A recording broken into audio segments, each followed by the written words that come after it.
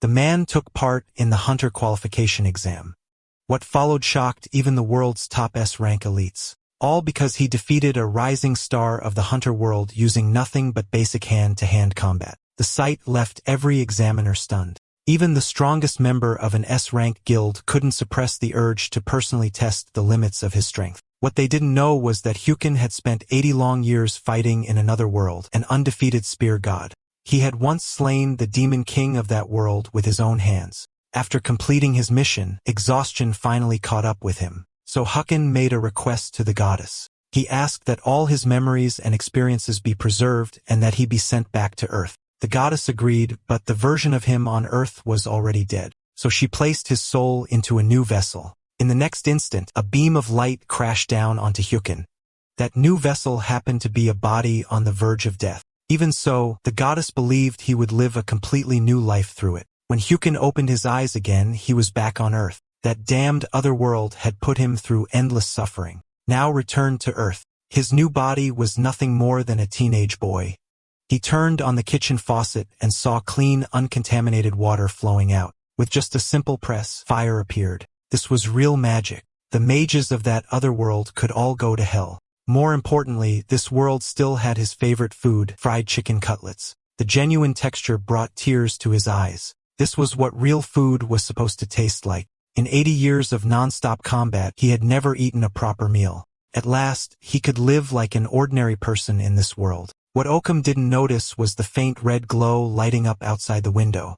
He stepped in the bathroom and took a long, comfortable shower. Although he still felt completely out of sync with this world, he believed a better life was finally within reach. Then, without warning, a grotesque face appeared outside his window. It startled him badly. How could something like that exist on Earth? Moments later, a broadcast sounded behind him, issuing an emergency announcement. A corrosion rift had appeared in the apartment complex. All residents were ordered to evacuate to the underground shelter immediately. Dugan had no idea what a corrosion rift was nor what was actually happening. The next sight left him utterly shaken. Several humanoid monsters were clinging densely to the glass of his window. Their sharp claws were about to pierce straight through it. The moment they were about to break in, Hyukin spun around and bolted. It was clear now, this Earth was no longer the Earth he remembered and he needed answers fast. These humanoid creatures looked eerily similar to the monsters he had faced in another world, who can quickly move to the edge of the window, slipping out of their line of sight. Once they were gone, he climbed out through the window without hesitation. He figured the safest move was to follow the broadcast instructions and head for the shelter. That was when he noticed a child standing ahead. He was about to take the kid with him when he realized the boy was actually planning to go back toward the monsters. The child's face was still young, yet his eyes were unwavering. He even talked about taking down the monsters and asked Hyukin if he wanted to join him. Hyukin couldn't help but feel baffled. Were kids these days really this fearless? From a child who can learn that Earth had been like this for a full 13 years. Corrosion rifts were the gateways through which monsters emerged, and no one knew how they formed or when and where they would appear. The realization left Hyukin frustrated. After all the hardship it took to return to Earth, it had turned into a living hell anyway. He casually asked the child who the strongest hunter on Earth was right now. Without hesitation, the child answered with the name Lee Son. Lee Son belonged to the Ganabi Guild, one of the top 10 guilds on Earth. She wielded a massive great sword and was currently handling a corrosion rift in Sherwin. Even knowing that powerful hunters existed, the idea of ordinary people fighting monsters still felt unreal to Hyukin. Suddenly, Hyukin covered the child's mouth. He signaled for him to stay quiet. Monsters were approaching from ahead. A closer look revealed 5 monsters directly in front of them, but Hyukin knew better. There were 5 in sight and 1 more hiding. Fortunately, this new body also seemed to possess strength beyond that of a normal human enough to deal with them. Still, he wasn't confident he could protect the child in the middle of a fight, yet leaving him behind wasn't an option either. As Hyukin weighed his options, a familiar sensation washed over him. The air carried traces of a faint blue energy.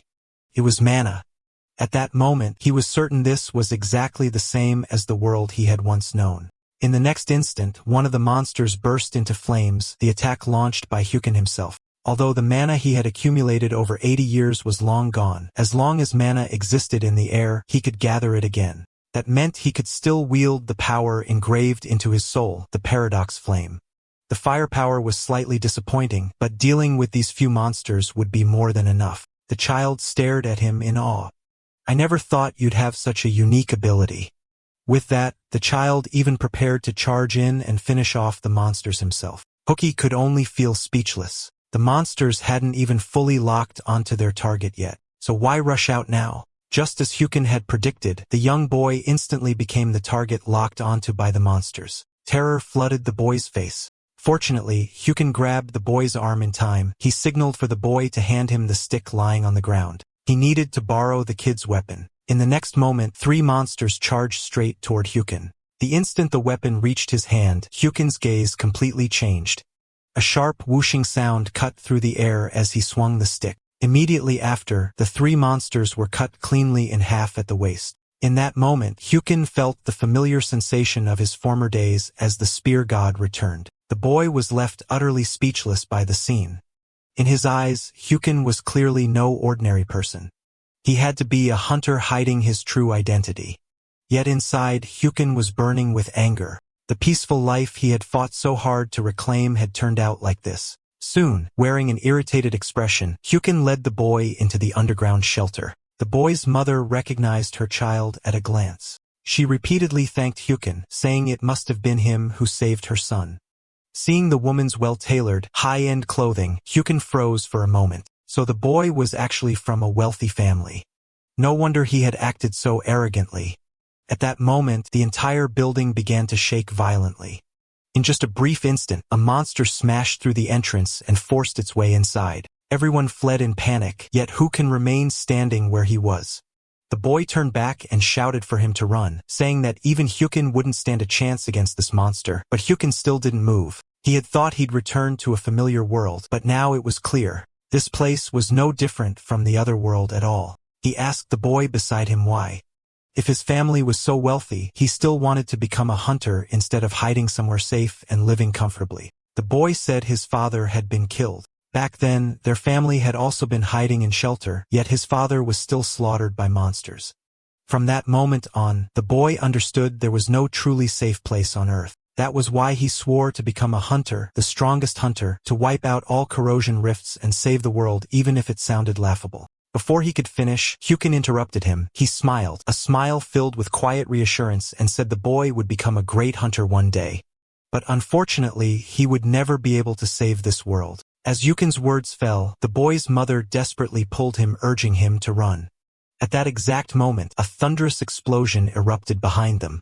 When the boy turned around, he was shocked to discover the monster everyone had feared was already dead, killed by Hyukin with a single hand. The reason Hyukin said the boy couldn't save the world was simple, because that job was his and he happened to have plenty of experience doing it. After dealing with a monster who can return home to gather basic information about the world, he also discovered that his account balance had dropped to a mere 3,001. The original owner of this body had been a logistics company employee, but the company went bankrupt due to corrosion rifts, leaving him unemployed. Hyukin was wondering how to earn money and survive. He noticed a hunter recruitment notice on his phone.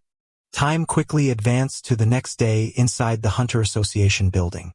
Today, a grand selection ceremony was about to take place. The event attracted numerous hunter scouts, all hoping to recruit promising newcomers into their guilds. However, one scout believed that this batch of hunters had no real standouts, just a group of minor characters. Yet this election event also drew the attention of one of the world's top 10 hunters, Lee Son. Almost everyone in the arena looked on with admiration. This was someone they usually only saw on the news. Yet here she was in person. Everyone assumed Lee Son had come for Han Sung-ah, a top graduate from the Hunter Academy who had awakened electro-control abilities. What they didn't know was that Lee Son hadn't taken Sung-ah seriously at all. At best, she saw her as a walking power bank. A colleague beside her remarked that Han Sung-ah's abilities could still be useful in certain situations. At that, a man next to them adjusted his sunglasses and said calmly that plenty of academy prodigies collapsed the moment they faced real combat. Lee Son seemed to like that answer. She casually tossed the colleague a piece of candy as praise. After all, training in real combat were entirely different things. For students who had only experienced controlled exercises, adapting to real battles took time, and Han Sung-ah was no exception. Before long, the match below was about to begin. Lee Se-eun watched with interest, hoping to discover a promising talent. Newcomers, show me strength worth wanting. The host looked surprised when he checked the contestant's profile. Just a civilian, someone who hadn't even attended the Hunter Academy. Meanwhile, Hukin zipped up his combat suit, his hand firmly gripped the weapon issued by the association. The host continued to mock the contestant, wondering how much courage it took to step onto this stage. And now, entering the arena, contestant Hukan. To be honest, Hukan still wasn't quite used to this new name. The rules were simple. Only association-issued weapons were allowed, and lethal damage was forbidden. What Hukan truly wanted was to use this hunter exam as a stepping stone to gain higher authority. Across from him, a blonde-haired youth looked arrogant, clearly not taking Hukan seriously. As the referee raised his hand high, the first match officially began. The moment it started, the blonde youth charged forward, thrilled at the thought of fighting someone who couldn't even gather mana. Yet, Hukin's expression remained completely unchanged. To him, his opponent was nothing but openings. In the next instant, Hukin drove his weapon straight into the ground. Then, to the youth's shock, Hukin vanished from sight. Confusion flashed through the blonde youth's mind. Is he a speed-type hunter? By the time he realized what was happening, Hukin was already behind him. Your technique is sloppy, he said. I don't even need a weapon to deal with you. The next second, Hukin slammed a punch into his abdomen, nearly making the blonde youth vomit everything he'd eaten the night before. Just as his opponent was about to collapse, Hukin stepped down and forced him back upright. A brutal uppercut followed, shattering the man's jaw. The blonde youth, who had been so arrogant moments ago, was now barely conscious. That actually caught Hukin off guard. He knew the guy wasn't his match, but this was a bit too fragile. He'd chosen to fight bare-handed precisely because a spear might have injured him too badly. After a brief thought, Hukin relaxed. The kid was probably just a rookie. This clearly wasn't the average level of a hunter, but the sight left Lee Se-eun frozen in place. What exactly is this guy? She immediately pulled up Hukan's profile, a logistics company employee. A colleague muttered that the young man had almost no mana reserves. Power like that should require years of accumulation. If not, then it could only be chalked up to luck. The explanation earned nothing more than a cold shut-up from Lee Se-eun and a piece of candy tossed his way. In her eyes, it was far more likely that Hukin was deliberately refusing to accumulate mana. On the arena floor, Hukin rolled his neck, feeling slightly stiff. Still, if he wanted to prove his strength, the fight needed to end decisively. In the next instant, he was already standing beside the blonde youth. His fist rose high as he spoke calmly. Don't worry. His punch won't be lethal. By then, the blonde youth was terrified out of his mind, begging Hukin non-stop with a dull bang, who can knock him unconscious with a single punch. The scene sparked intense discussion among the hunter scouts in the stands. As others debated his strength, Lee Se-eun made up her mind. She would test Hukin herself. A companion asked her where she was heading. Lee Se-eun replied simply that she was going to see the association president. I have something to ask of him. Meanwhile, Hukin's battles continued. No matter who stepped onto the stage, the result was the same. They couldn't even withstand 3 moves. Hukin couldn't help wondering what exactly the Hunter Academy was teaching to produce fighters this week. Finally, after defeating several opponents, someone worthy appeared before him. The moment she stepped onto the stage, murmurs spread through the crowd. She was the candidate Han Sung-ah, and everyone was eager to see whether she could stop the mysterious prodigy's winning streak. Hukin glanced at her casually, yet interest immediately sparked. She possessed the densest mana he had seen all day. Han Sung-ah spoke without restraint. You've made it this far on luck alone. That ends now. Hukin sneered inwardly. Were these cookie-cutter lines also part of the Hunter Academy curriculum? The next second, Han Sung-ah slowly drew her blade. Golden light flared in her eyes. You probably don't have any special abilities, but that doesn't mean I'll go easy on you. The words actually made Hukin pause. How could he not have special abilities? He simply knew that using them would seriously injure her. Han Sung-ah took a deep breath. She dropped into a crouch, streams of mana gathering beside her hand. Golden lightning wrapped around the blade, the entire weapon trembling faintly. Seeing this, Hukin felt a spark of interest instead. In the next instant, Han Sung-ah burst forward, teal-green light exploding around her. Yet the fully charged draw slash she had prepared for so long failed to touch him. Hukin merely leapt upward and avoided it. Han Sengo was completely stunned. He dodged it. He avoided my lightning draw slash just by jumping. From midair, Hukin found it fascinating by electrifying both the scabbard and blade to create magnetism, then layering that force onto the draw. She had essentially turned the attack into a railgun-style strike. Moments later, Hukin landed it firmly on the ground. "So far, your technique is the best I've seen," Hukin said calmly. "But you missed the most important thing, timing. You're too obsessed with speed." Han Senga's flaw was laying a magnetic rail through space to maximize acceleration.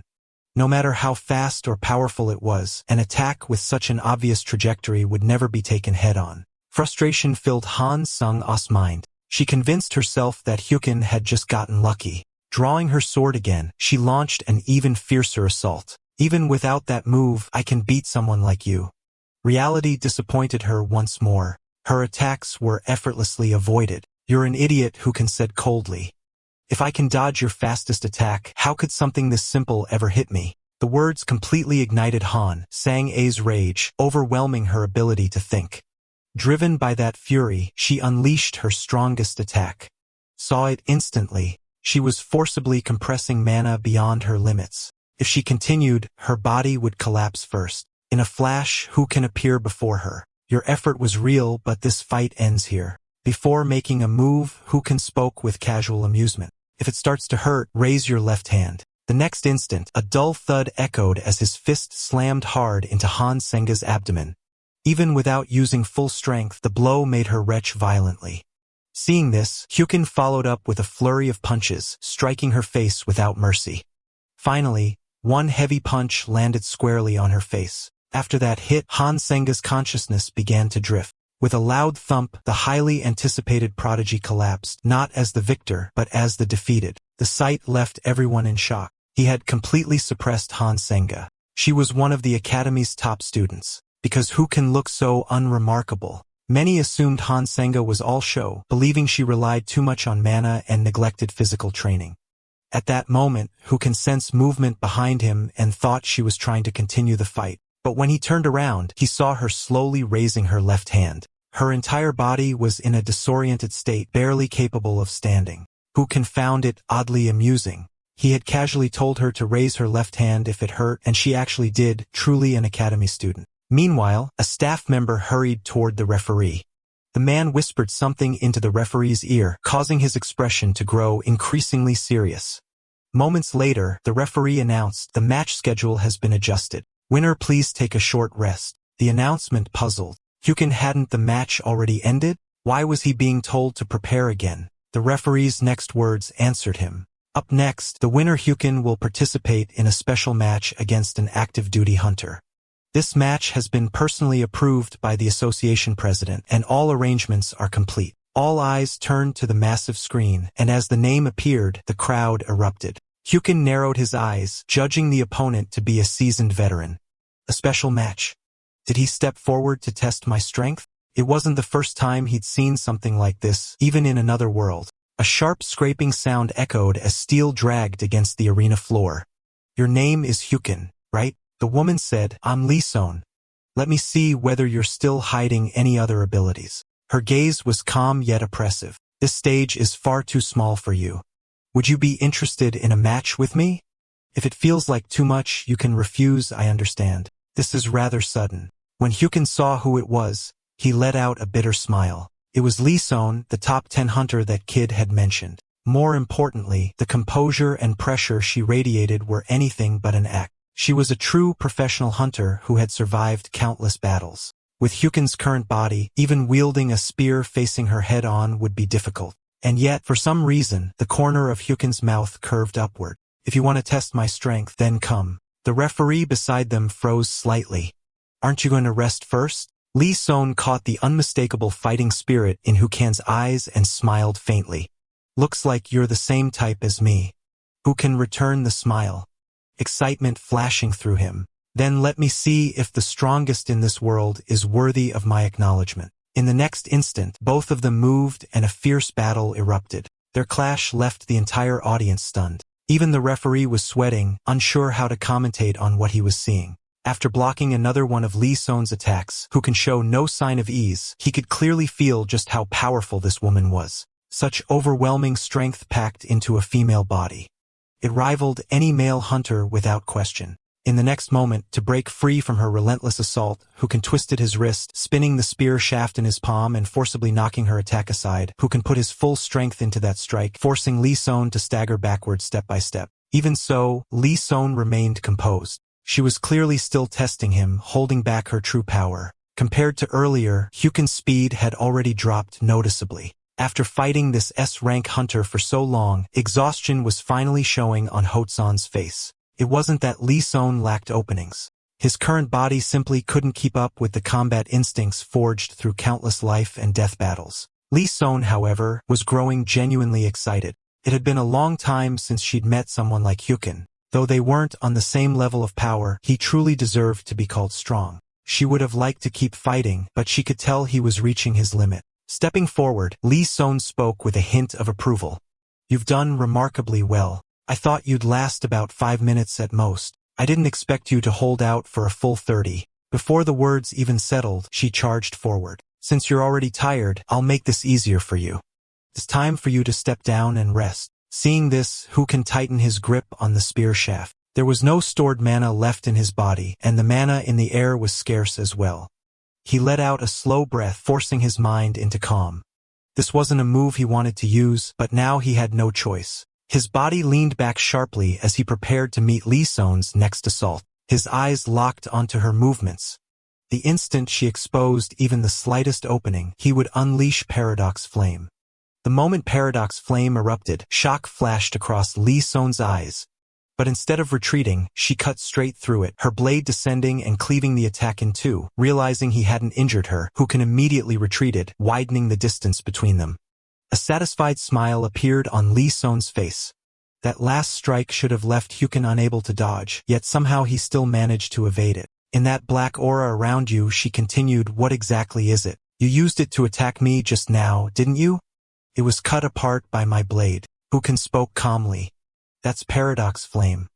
It's my final trump card. Back in that other world, it was my most frequently used ability and the power I trusted the most. This black flame isn't like ordinary fire. The reason my clothes remain intact is because it can't burn physical matter. Instead, each flame consumes abstract concepts I designate as fuel. With my current output, I can't ignite concepts with a high ignition point like identity, memory, or reason." In the next instant, Hukan surged forward. His spear spun violently in his hands, letting out a sharp roar.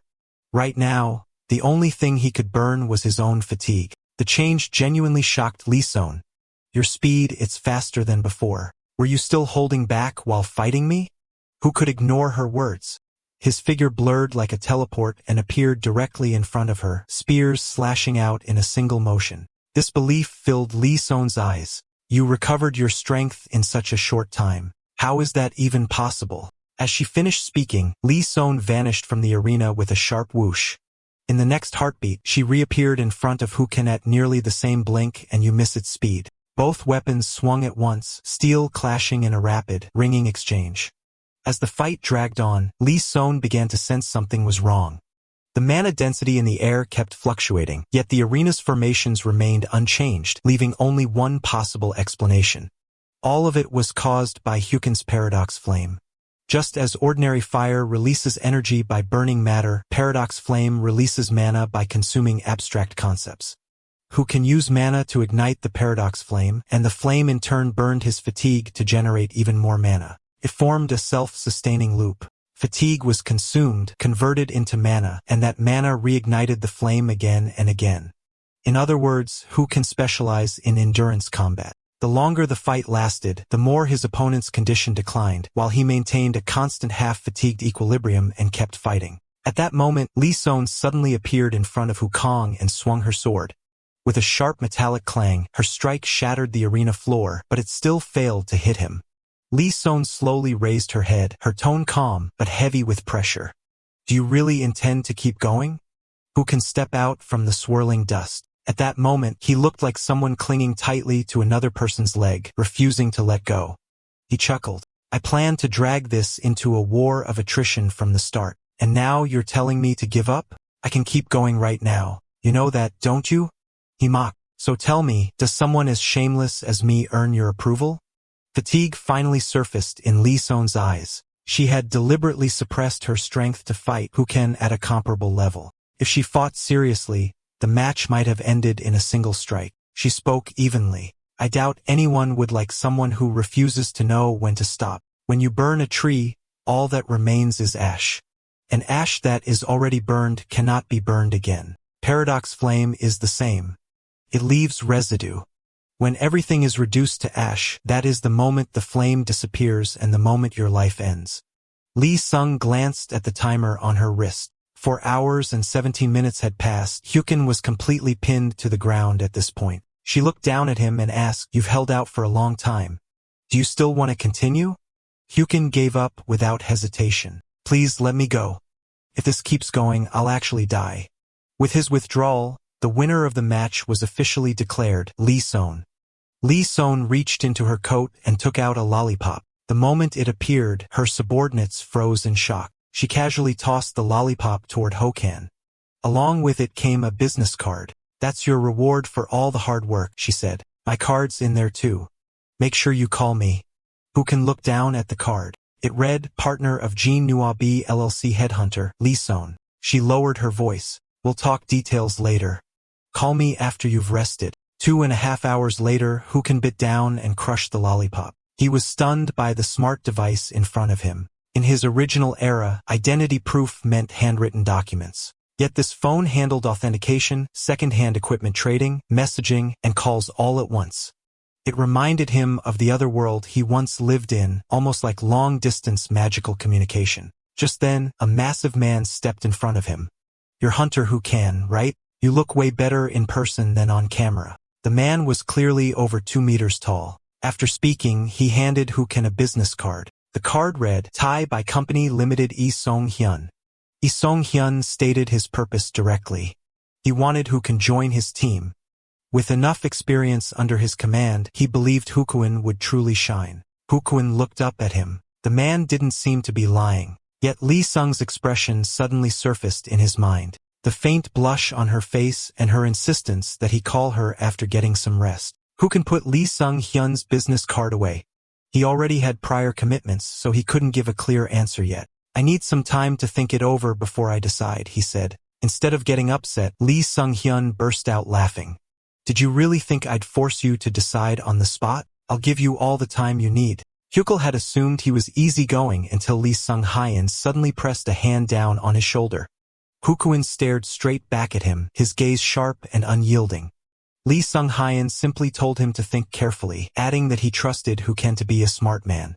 With that, Lee Seong Hyun turned and walked away, leaving Huken standing there in silence. What caught Huken off guard was just how direct the man had been. That alone convinced him. He wouldn't be joining that guild, and he wasn't even going to consider it. 10 minutes later, Huken called Lee Son and asked where he could find her. She sent him an address right away, a small room on the second floor of the Hunter Association building. When Huken reached the second floor, he spotted a shop called the Cabin exactly as described. The staff greeted him enthusiastically. After all, Huken was something of a celebrity now. "Welcome to the cabin. The person inside has been waiting for you." Hearing his footsteps, Lee Son turned around and waved him over. She looked surprised that he'd arrived so early and asked if something had happened. Huken briefly explained what he just experienced. Someone had tried to recruit him into a guild, a massive guy to be precise. Lee Son remained calm. That must have been Yi Song Hyun from the Tai Bai Guild. Once he shows interest in someone, the other guilds usually back off. Huken chuckled softly. "So even your guild is wary of him?" "If that's really the case, I'll admit I'm a little disappointed." To his surprise, Lee Son didn't try to recruit him at all. Instead, she asked, "What do you think about working without belonging to any guild? I mean, as a freelancer?" That immediately caught Hukang's attention. Clearly, Lee Se-eun thought differently from everyone else. She was suggesting that guild missions didn't necessarily require guild membership. She added that Yoon Hyun-song was probably planning to offer Huken nothing more than an entry-level position. Huken slammed his hand on the table. "An entry-level role? Then what exactly is a partner hunter supposed to be?" Lee Son began to explain. Guild-affiliated hunters typically fall into 3 ranks: entry-level, senior, and partner hunters. Entry-level and senior hunters work in teams led by a partner-level hunter and can essentially be viewed as salaried employees. Partner hunters, on the other hand, hold shares in the guild rather than earning a fixed salary. They receive a cut of the guild's net profits, practically making them co-owners. The whole system sounded exactly like a law firm. Lee Son had heard that when the hunter guilds were first established, their structure was modeled after legal practices. In her view, Hyukin didn't necessarily need to join a guild and climb from entry-level to senior hunter step by step just to become a partner hunter. Hyukin understood what she meant. As long as he built enough reputation and achieved results people couldn't ignore, the guilds would come looking for him on their own. That realization clearly pleased Lee Son. She felt there was no barrier at all when talking with Hyukin. What puzzled him, though, was her habit of handing him candy. Since he sat down, she'd already given him 2. Still, there was a practical problem. Hyukin had no connections and no resources. How was he supposed to land any decent commissions? Felt like an uphill battle from the start. Lee Son waved it off, saying that wasn't an issue at all. She could help with that part and she'd do it for free. That only made Hyukin more suspicious. There was no such thing as a free lunch. So he asked bluntly, "Why are you going this far for me?" Lee Son slipped her hand into the file folder. "In the future, when you've built enough fame that guilds start competing to recruit you, I just want you to remember that there was once a woman who helped you." To Hyukin, it sounded like she simply wanted him to owe her a favor. She then slowly pushed the folder toward him. "Want to take a look? Whether you accept it or not is entirely up to you." Hyukin opened the folder and began to read. It was a commission from Incheon City targeting a place called Jiaodong Island. 2 years ago, an attempt had been made to eliminate a corrosion rift there, but it failed, leaving behind a corrupted zone. Hyukin initially assumed the job was to deal with the corrosion rift itself, but instead, the task was to patrol Jiaodong Island, monitor for any new rifts, and eliminate them if they appeared. The mission was scheduled for a month later with an advance payment of 5 million won and an additional 15 million upon success. You can toss the documents onto the table. Considering the life-threatening nature of the job, the pay was far from generous. Lee Son, however, looked excited. If you think it's unfair, then get stronger and get famous. Even when your pockets are full, money will keep finding its way to you. At that moment, all Lee Son wanted was Hyukin's answer. Yes or no? Hyukin spoke slowly. If you put it that way, then I'm in. I'm the kind of person who enjoys pushing my limits. 30 minutes later, 2 cars were speeding down the highway. At the same time, Lee Son was on the phone with a mysterious man. She briefly introduced Hyukin. He's a civilian who cleared a tournament that enforced weapon usage bare-handed. The response on the other end was simple, not bad. Lee Son burst out laughing. That assessment is way off. He fought me head-on for a full 4 hours. The voice on the phone sounded stunned. Are you serious? Was it that only because your power was suppressed? Lee Son let out a cold laugh. I'm a veteran hunter with over a decade of combat experience. Experience earned by surviving hellish environments. By all logic, I should have toyed with him. Instead, I was locked in battle with him for more than 4 hours. A bold thought crossed her mind. Even if she were given another chance at life, she might never encounter a monster like Hyukin again. After a brief pause, the man replied, no matter how highly you rate him, that mission clearly requires hunters with prior field experience. Even if his skills are impressive, can he really hold his own when teamed up with veterans? Lee Son told him not to worry. She had already arranged for someone with plenty of experience to work alongside Hyukin. The man then asked another question. What if that kid eventually reaches your level? Lee Son smirked coldly. This might make you uncomfortable, but you'll just have to deal with it. Her answer was blunt. If Hyukin ever reaches my level, even the boss might not be able to beat him. The scene shifted back to a month earlier. At that time, Hyukin had ordered a package online. The delivery driver complained nonstop. This thing is insanely heavy. What on earth did the buyer order? After dropping the package at the door, the driver hurried off to the next delivery. Once the hallway felt quiet, who could open the door and picked up the package. Soon, a long black case lay on his table, the weapon he had purchased online. With a sharp click, Hyukin flipped the latches open with both hands. The moment he saw the weapon inside, his eyes widened slightly. Its design was almost unbelievable. From every angle, the spear matched Hyukin's expectations perfectly. Using it in combat shouldn't pose any problems at all. Along with it came a vial of green liquid, a spirit potion. Hunters typically rely on these in emergencies. Packed with highly concentrated mana, it's extremely useful when mana is urgently needed. Normally, managing mana works much like using a water dispenser. Hunters draw mana from the air, store it inside their bodies, and release it when necessary. A spirit potion simply allows that entire process to happen in a very short time. Who can, however, use mana differently from most people. He skipped the storage phase entirely, absorbing mana directly from the air and using it on the spot. The advantage of this method was clear since he drew on ambient mana. There was practically no hard limit. On top of that, as mana flowed through his body again and again, the channels themselves gradually strengthened, allowing him to handle greater amounts over time. Still, there was a downside. Before those mana channels fully matured, the amount he could control was limited, making it hard to unleash powerful bursts in short window. With no time to wait, the safest option was to store some mana in advance. Who could down the entire vial in one go? If he trained like this for about a month, he was confident he'd reach the level he needed. A month later, the scene shifted to Jiaodong Island in Incheon. A long line had already formed at the assembly point. Everywhere he looked, there were hunters preparing for the operation. After staff verified Hukin's information, he was assigned to Squad 8. Soon, he found himself waiting beneath a sign marked with the number 8. While Hukin remained quiet, the other hunters chatted excitedly. This month's payout should be pretty good. I wonder when we're moving out. As Hukin rested in meditation, he suddenly heard someone call his name. Turning around, he saw Hunter Han Senga. Her hair was noticeably shorter than before. It seems she'd realized long hair was a liability in combat. Han Senga approached him with the intention of teaming up for the mission. Hukin asked curiously, "There's so many hunters here. Why choose me?" She answered honestly. She believed Hukin was strong, and by working together, she wanted to observe and learn from his fighting style. Hukin was left speechless. Looks like another burden. One he wouldn't be shaking off anytime soon. If you can keep up with my pace, then follow me. At that moment, a staff member cut in and interrupted their exchange. Now that all members of Squad 8 are present, we'll begin the mission briefing. Since we have first-time participants, I'll be explaining some of the basics as well. I ask our veteran hunters for their understanding.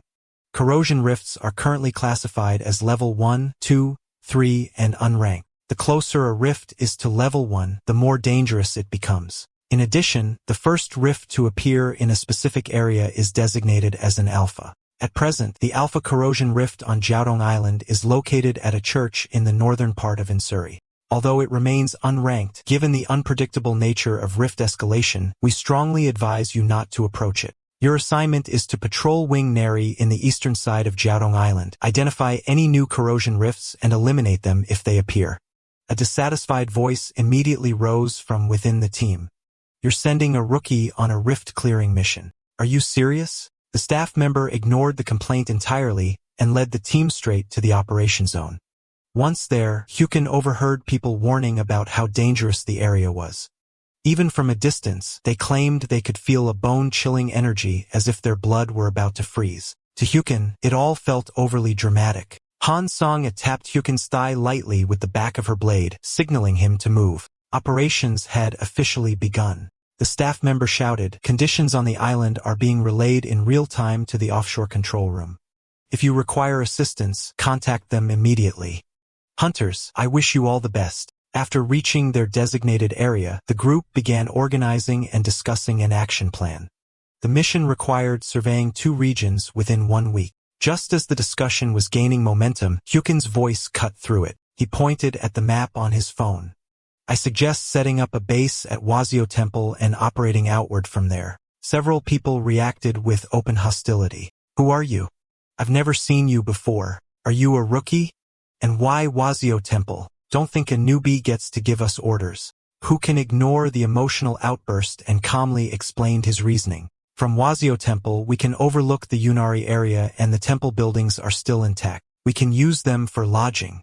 That's basic field logic. Did none of you think of that? What Hukin hadn't expected was that his suggestion would completely set them off. There are plenty of places nearby we can stay. What if we get surrounded after climbing the mountain?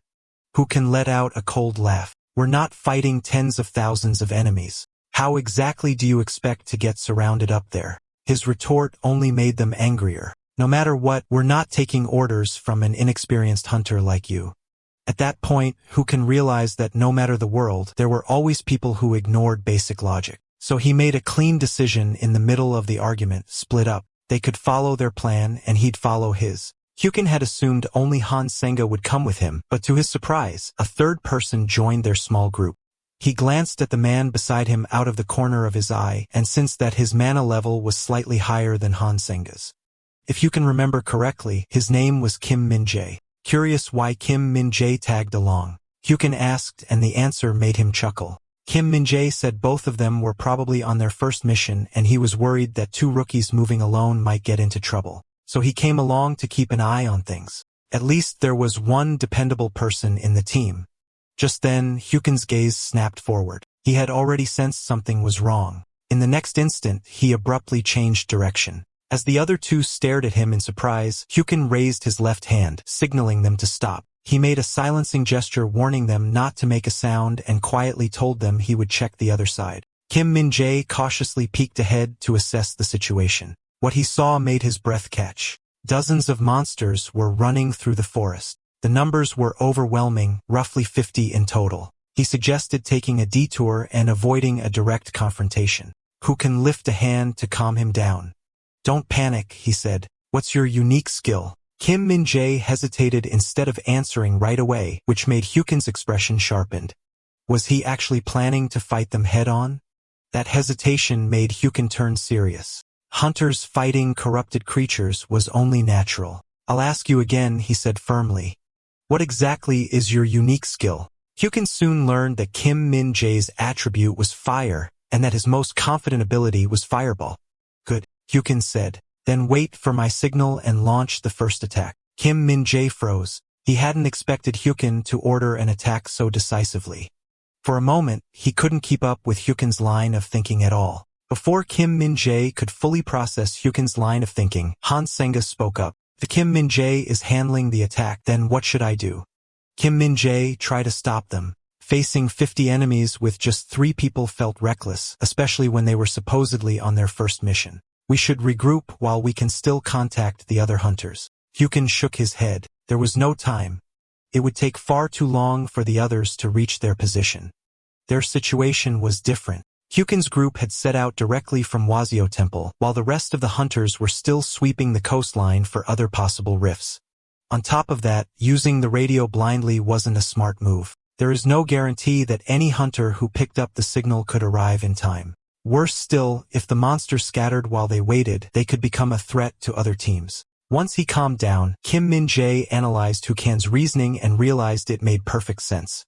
Even if there were hunters nearby, there was no guarantee they would rush over immediately, especially after the earlier conflict. That meant only the 3 of them could deal with the monsters. Under these unfavorable conditions, a surprise attack was their best option, making Kim Min-jae's fireball absolutely critical. Who couldn't waste time on unnecessary explanations and laid out the plan directly. Kim Min-jae hit the center with fireball. "I'll block both flanks and keep them from escaping." Hearing the assignment left Kim Min-jae stunned. The plan was so precise it felt as if had already seen every possible outcome. For a moment, Kim Min-jae wondered what kind of person Hukin really was. He felt like a leader forged through countless battles. They waited patiently for the right moment, soon spotting a large group of monsters clustering together. That was the signal. Kim Min-jae unleashed fireball without hesitation. In the next instant, before the monsters could react, a massive burst of flames slammed into them. The fireball's power was overwhelming, reducing several monsters to ash in a heartbeat. Still, Kim Min-jae needed time to prepare another spell. During that window, Phuket would hold the line and block every incoming attack. Kim Min-jae brought his hands together near his forehead, continuously compressing and channeling mana. In the next moment, Hukin shot forward, his speed almost impossible to track. Murderous intent filled his eyes. His only priority now was to pin the monsters in place, and by Kim Min-jae the time he needed to cast again. With a single burst of speed and a sweeping strike, Hukin cut down several rift monsters. To maximize efficiency, proper division of roles was essential. His job now was to buy time for his teammates until the next fireball was ready. At that moment, a creature lunged straight at him, who could ignore the attack completely. He swung his spear in a wide arc, dropping several more monsters in one motion. There was no way he would let any of them get close to Kim Min-jae. Still, holding a line alone wouldn't be enough forever. He needed Han Sung-a's support. Who can spoke up? Your turn. In the next instant, a sharp, ringing draw/slash echoed beside him. With a single strike, Han Sung-a shattered the bodies of 3 goblins. She exhaled deeply and said the job was done. For now, it was up to Kim Min-jae. Almost at the same time her voice faded, a surge of blazing energy erupted. Kim Min-jae's fireball was ready. Who can quickly signal them to wait? Hold on. Fire after I move. Getting hit by that would be a problem. The moment who can clear the area, Kim Min-jae unleashed the fireball. The blazing mass shot forward like a runaway beast charging straight toward the monsters. A thunderous explosion erupted where Hyukin had been standing just moments earlier. He had already leapt clear before the impact. Immediately after, Hyukin tightened his grip on the spear. In the chaos following the blast, 2 monsters tried to flee, but Hyukin wasn't about to let them escape. Moments later, the smoke in the forest slowly began to clear. Hyukin drove his spear firmly into the ground. The ambush had been a complete success. Every monster was eliminated, though the fight had taken a toll on all 3 of them. Hyukin was about to praise their teamwork when he suddenly sensed something off behind him. Turning around, he saw Kim Min-jae aiming a handgun straight at his head, his expression tense and focused. Then Kim Min-jae broke into a grin. Mind moving? You're blocking my target. Hyukin felt speechless. He thought Kim Min-jae was about to shoot him. In the next instant, Kim Min-jae pulled the trigger twice, the shots striking the monster and dropping on the spot. They were implanting microchips into the monsters' bodies. Once the mission ended and the area was declared safe, the contracted salvage dealers would come to collect them. Salvage dealers specialized in extracting usable byproducts directly from corpses. After the chips were implanted, those dealers would handle the bodies once the mission concluded, gathering anything of potential value. The items would then be appraised, sold, and the profits distributed. The dealers took their contractual commission, while the remainder went to the families of fallen hunters, who can ask whether those dealers could be trusted. Kim Min-jae assured him it was safe as long as a reliable salvage dealer was chosen and a contract signed in advance. As they spoke, a monster lay hidden among the trees, watching Hyukin intently. In the next instant, it launched a sudden attack, blasting fragments of stone across the ground. Hyukin reacted instantly, grabbing Kim Min-jae and pulling him clear of the impact zone. Otherwise, both of them would have been severely injured. Once they reached a safe distance, Hyukin tossed Kim Min-jae aside and turned to face the creature. Kim Min-jae felt a surge of frustration. They had just wiped out a whole group of monsters and now another one appeared. The monster let out a chilling laugh, opening its mouth to reveal rows of grotesque fangs. Expression hardened. This was clearly the leader of the earlier monsters. With a piercing roar, the creature's howl echoed through the forest. No one could tell whether it was calling for reinforcements. Hyukin cursed under his breath. If it was going to fight anyway, why hadn't it charged him with its underlings earlier? Challenging all 3 of them alone was nothing but suicide. The bat leader let out a shrill grating laugh. Hyukin could feel the mana surging within it. This was on a completely different level from the lesser monsters. Hyukin shouted for his teammates to stay back, ordering them not to interfere. He would handle it alone. The creature's power was overwhelming. If it caught up, none of them would escape. The 2 froze. Normally, a monster like this required all 3 to fight together. You can cut them off sharply. I'll say this once, retreat now. Don't make me repeat myself unless you want to go home with your heads separated from your bodies. The words left them stunned. That was a terrifying way to put it. Hyukin shook his spear and told them again to leave immediately. Fighting alone would let him unleash his full strength without restraint. He roared, "Come on in, you damn bat leader." In moments, Hyukin clashed head-on with the bat leader. Han Sang instinctively moved to help, but Kim Min-jae stopped her. Now's not the time. We'd only hold him back. And despite appearances, Hyukin wasn't actually being overwhelmed. None of the bat leader's attacks had landed, not even once. They hadn't even brushed the edge of Hyukin's clothes. Han Sung-a also noticed something else. Hyukin's speed and perception were terrifying. If she were the one fighting, she doubted she could dodge those attacks. With a twist of his waist, Hyukin slipped past another strike from the leader. Even as he evaded, he counterattacked. Wherever his spear passed, darkness followed. As the black flames continued to build, the bat leader's movements grew slower and slower. Though it looked like a fierce struggle, the truth was that Hyukin was completely toying with the creature. Han Senga stood frozen in shock. Was Hyukin really a rookie hunter like her? He looked far more like a veteran hardened by countless battles. At the same time, the monster leader launched another attack at Hyukin. Hyukin let out a little laugh. Perfect. Let's see if you're even worth me going all out. In the next instant, his body skimmed along the ground as he slid backward, creating distance. Then he hurled his spear straight into the air. Han Sengo was stunned, throwing his weapon skyward at a moment like this. What was he thinking? From above, the spear began to fall while the monster continued its charge toward Hokan. Kim Min-jae was equally shocked at the most dangerous moment. Hokan had seemingly discarded his weapon. In a split second, the monster closed the distance. Puka didn't panic in the slightest. He simply stared at it, expressionless. With a wet thud, the monster's head dropped in front of him. The spear he had thrown moments earlier was his final strike. Falling from above, it pierced straight through the monster's neck. Even with its neck impaled, the creature still struggled, a testament to its terrifying vitality. But the outcome was already decided. Hyukin wasn't about to give it any chance to turn the tables. Before the others could even react, he yanked the spear free and drove it repeatedly into the monster's head, ending it for good. Kim Min-jae stood there in disbelief. Just moments ago, it had looked like Hyukin was being overwhelmed, and now the monster was dead. What had just happened? Hyukin turned to Kim Min-jae and asked, "Is it really normal for something like this to show up here?" Kim Min-jae had his doubts as well. For a creature that wasn't even a true corruption core unit. If this area was a corruption zone, it should have been rated at least level 3. Corruption units were divided into 4 levels. And according to the briefing, the Alpha Corrosion Rift on Bridge, East Island was listed as unrated. That left only one explanation. The Alpha Corrosion Rift had already escalated to level 3. This needed to be reported immediately. Han Sang-a hesitated at first, but Hyukin told her to think it through. If it weren't level 3, none of this would make sense. Kim Min-jae's expression turned grim.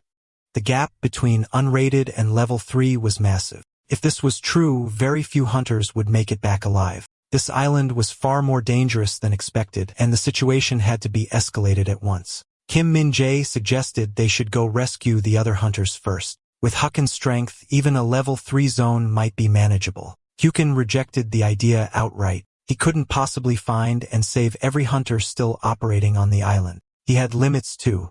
He told them firmly that their mission wasn't to rescue endangered hunters, but to identify and eliminate any additional corrosion rifts. In this kind of work, casualties were unavoidable. Han Sang-a then asked him a question. "If you were in that situation, what do you think you'd feel like? If you were the one in danger," she said, "wouldn't you feel wrong, angry, and desperate to be saved?" Hyukin's expression darkened completely.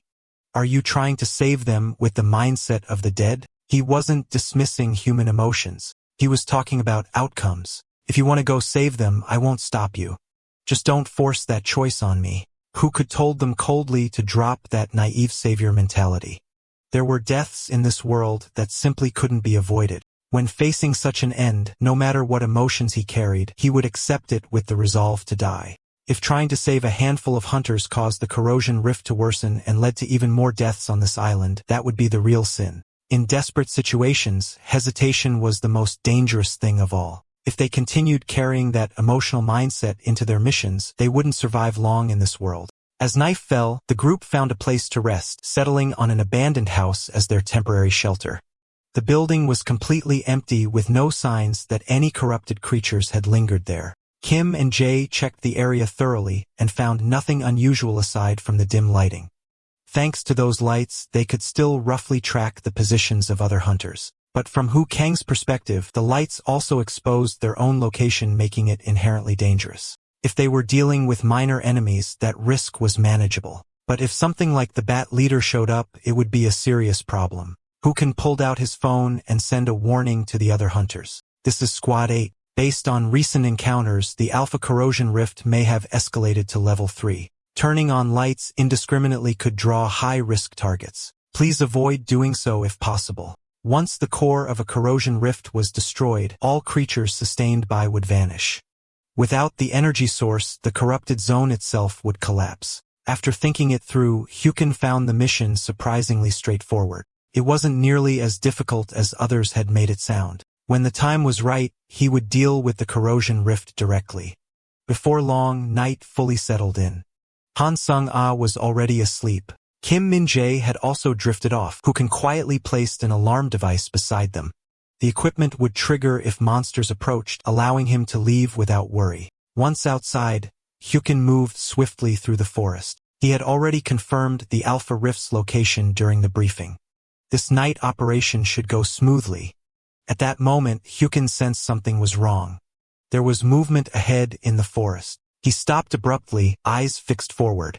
A familiar, unsettling laugh echoed through the trees. Hyukin's expression darkened. He had known things were going too smoothly.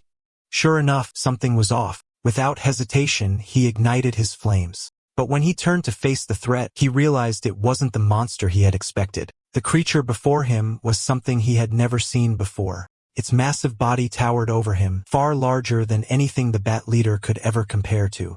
At the same time, an emergency erupted at the Hunter Association headquarters. Signals from several members of Squad 5 had gone completely dark, presumed dead. The management was shaken. Even worse, more casualty reports from other squads began pouring in. Damn it, what the hell had been happening in that area? The officer in charge rushed to the communications center requesting immediate reinforcements and issuing a high-priority distress call to all hunters in the zone. Moments later, another alert came in.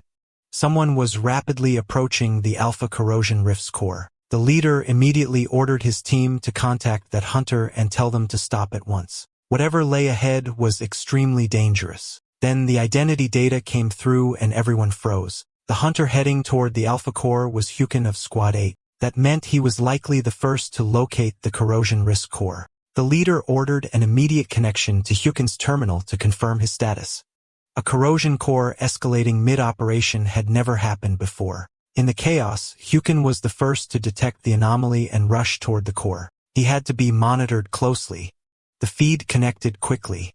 On screen, Hyukin was locked in combat, or rather sprinting for his life while being relentlessly chased by a monster. The creature was far stronger than he had anticipated, and its speed was terrifying. Then Hyukin's voice came through the Hunter Association channel.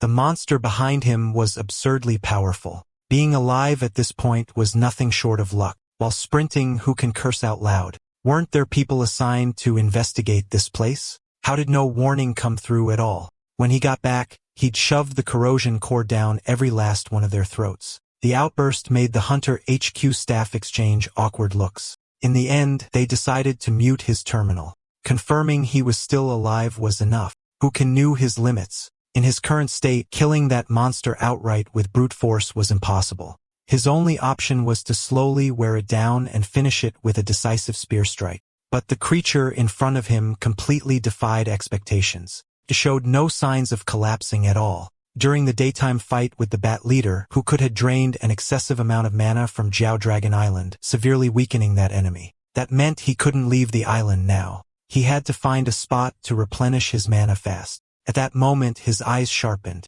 He found exactly what he was looking for. Ahead of him, a pitch-black hole had opened in the ground like a bottomless abyss. Without hesitation, Hyukin leaped straight in. As he dropped, he even turned back and taunted the massive creature behind him, telling it to hurry up. There was something he wanted to check. At the same time, Hyukin's signal abruptly vanished from the Hunter HQ monitors. The reason was simple. He had entered the Alpha Corrosion Core. When a report came in, the leader's face went pale. This was bad, very bad. Upon entering the core itself, Hyukin realized it was far cleaner than he'd expected with barely any visible corrosion spread. He frowned. According to prior data, even Tier 5 and Tier 3 corrosion cores didn't spread that fast. So just how extreme were Tier 1 and Tier 2 supposed to be? Moments later, Hyukin erased the boundary of the corrosion rift. What awaited him next was the real threat, the true heavyweight. He wasn't the type to obsess over a fight, but if something kept provoking him, his patience would run out. Slowly, Hyukin tightened his grip on his weapon. One of the greatest flaws of Paradox Flame was its uncontrollable spread. It affected every living being except Hyukin himself, allies included. That was what made Paradox Flame both terrifying and fundamentally dangerous. The moment it exceeded the level he could control, he had no choice but to stop using it. That limitation was unavoidable. At that moment, a monster appeared ahead of him, who can thrust his spear forward without hesitation. The creature let out a single shriek before going completely still, who can let out a quiet chuckle. Job done. He then began actively drawing mana from the surrounding air. Guiding it into his body, he compressed and stored it. The mana surged through every corner of his body, widening his channels and reinforcing them.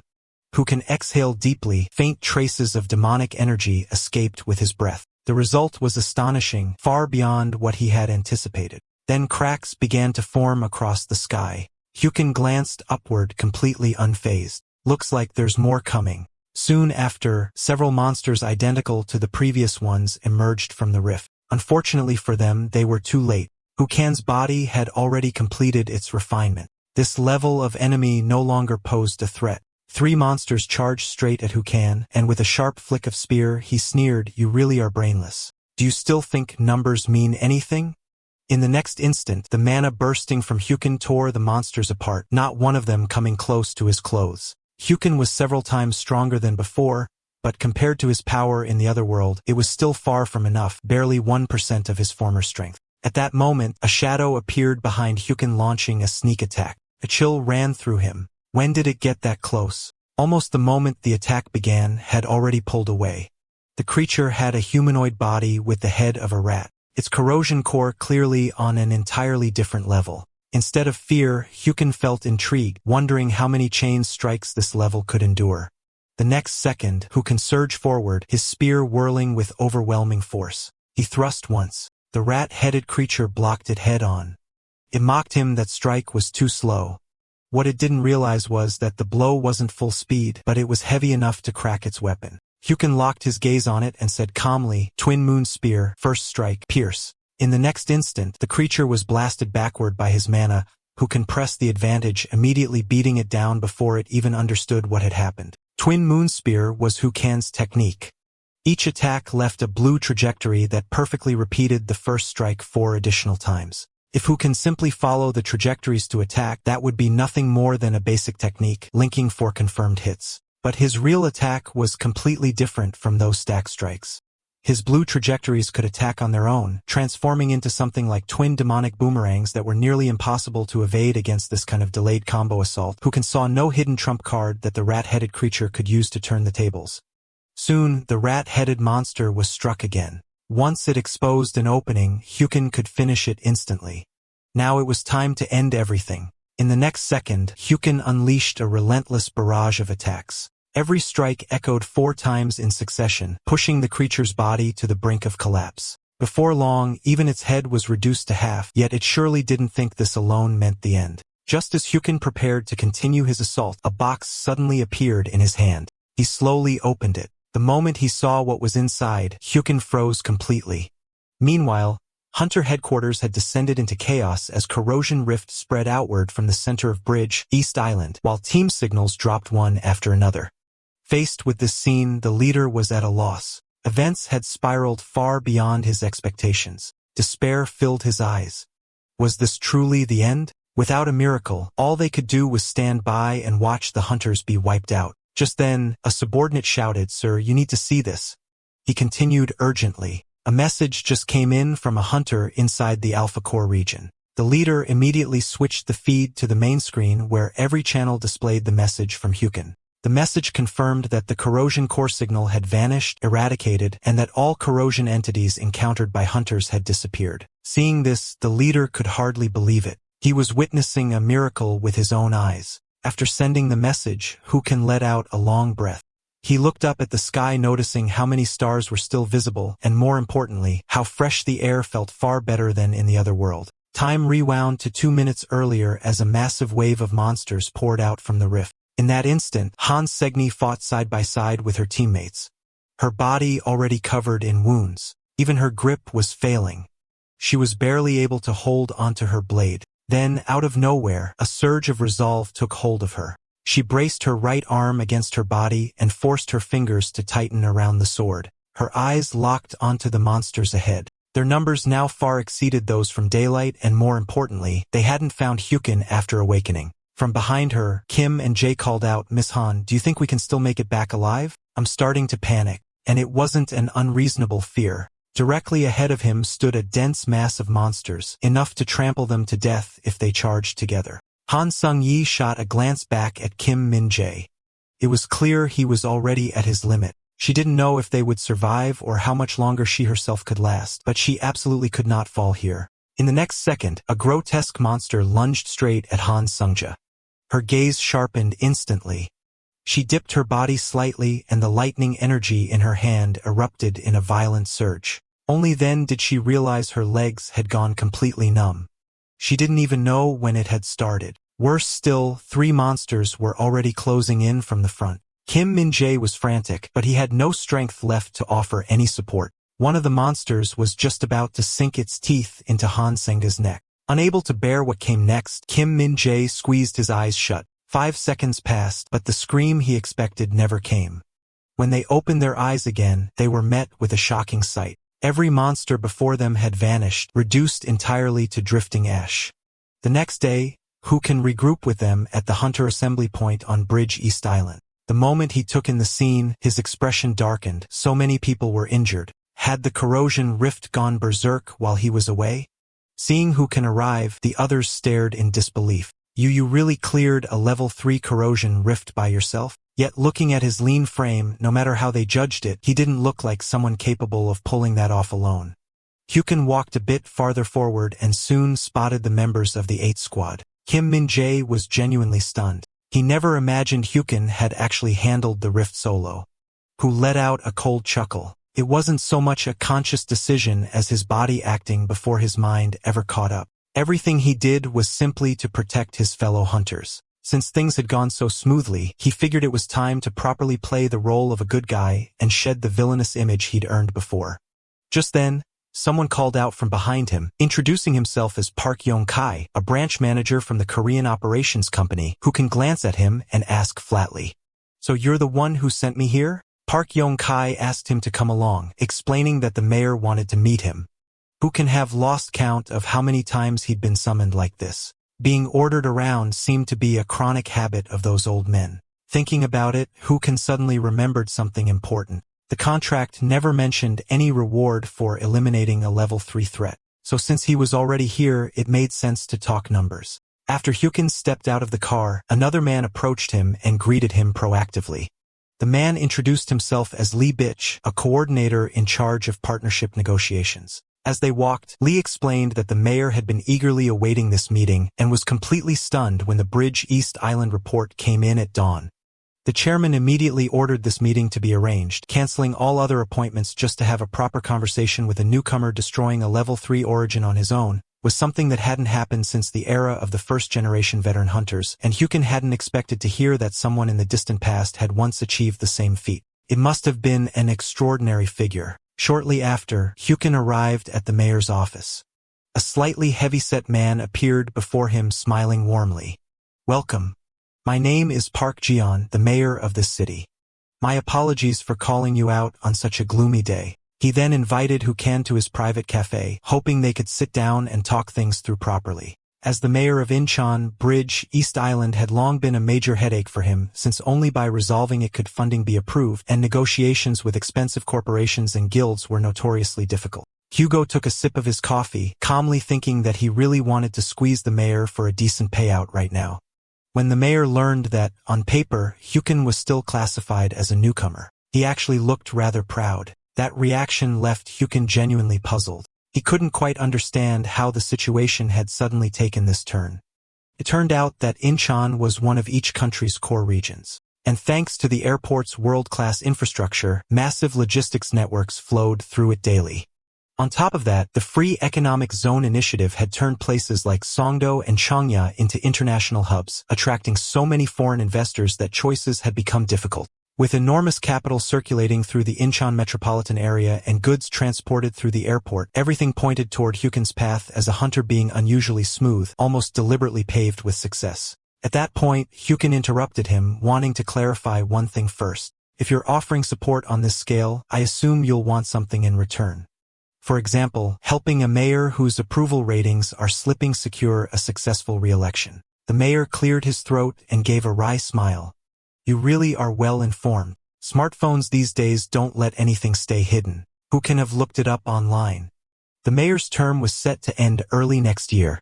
And judging by the current situation, the general consensus was that his chances of re-election were slim. Sweat beaded at the chairman's temple. "You're really blunt," he said. "But during this process, wouldn't approval from the Incheon city government be required?" Unlike public announcements, as a newcomer, Hyukin did in fact need the mayor's permission to enter.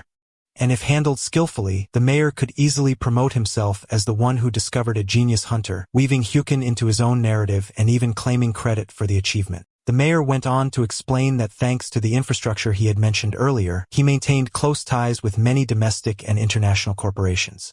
Pressing a hand against the coffee package on the table, he gave an example. This brand's endorsement contract was about to expire, and Hyukin's face could easily be printed on the packaging, and that was far from the only opportunity on the table. At that moment, who can interrupt at him? His tone calm but sharp. "I must look pretty cheap to you, don't I?" The mayor's expression stiffened instantly, clearly caught off guard. Who could have been following the news lately? And this world seemed desperate for a new face, someone who could cut through the gloom hanging over it. His gaze hardened as he continued. "You keep saying you can give me everything, but those are things I would eventually take for myself anyway. Doesn't that seem unfair?" The mayor offered additional proposals, such as selectively assigning who can only save high-paying commissions. But to who can't, the idea was utterly boring. He waved his hand dismissively and prepared to leave, asking the mayor to pass along his congratulations to the coffee brand's current model. After all, thanks to Hu Can's refusal, that model could continue representing the brand. Meanwhile, beneath a bridge elsewhere, two men stood in the shadows. One of them spoke quietly. "It looks like the Bridge East Island experiment has failed." The man kneeling on the ground could only keep apologizing, though he added that there was at least one piece of good news. At the words "good news," the standing man immediately showed interest. The so-called good news was a clip preserved by the association from the Hunter qualification exam, clearly showing who can use in Paradox Flame. Watching the footage, the man smiled slowly. That rookie really left an impression. Alright, that's the end of the story. Thanks for watching. See you in the next one.